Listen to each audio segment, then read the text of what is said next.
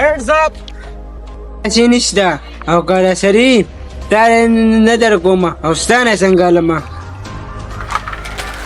دا واله پیسې او راځه چې پلار د هسپتال ته بوځو. په دې دنیا کې ډېر ظالم خلک دي خو ستا په شان ښه خلک پکې هم شته. راځه چې بابا مې هسپتال ته بوځو.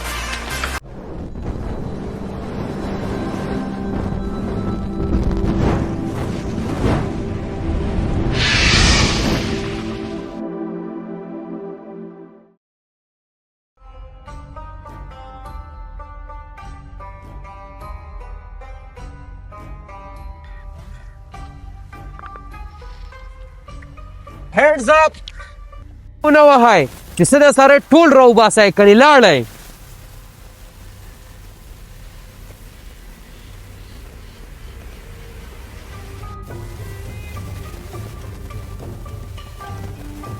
دا والی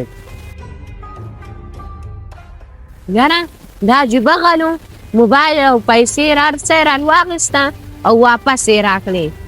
دا د الله له ویرېدو چې د ده به څه مجبوري خو تو راځه چې دواړه پسې ورسو.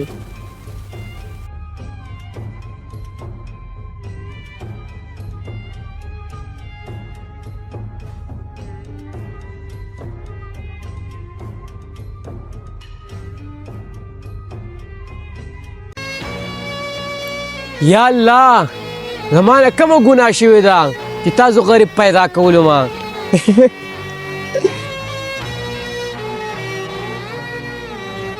السلام علیکم ترزویان. وعلیکم سلام. ترزویان ډاکټر زما پلار ته اپریشن لیکلی دی او 2 لک روپۍ غواړي. نو ما خو ډېرو خلکو ته وینا وکړه خو هېڅ چاره لم پیسې را نه کړې.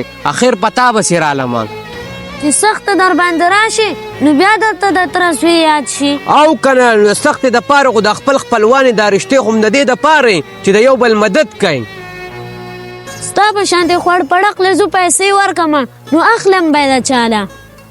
السلام علیکم. السلام علیکم. ډیک ده ځه. وعلیکم سلام. خان زه خو په تاسو پسې ډېر په امیدونو راغلی یم. پلار مې بیمار دی ډاکټر ورته اپریشن لیکلی په اپریشن باندې 2 لک روپۍ راځي چې قرض پیسې راله راکئ. چې نشته او کله شریف دا نه در کومه او ستانه څنګه لمه زه صحیح یم چې تا راته انکار وکړم اوس په ځان له بل ځای کې درکړم. یا الله تا ولې زه غریب پیدا کولو ما چې څوک راله پیسې هم نه راکئ او زه خو ډېر زیات مجبوره یم.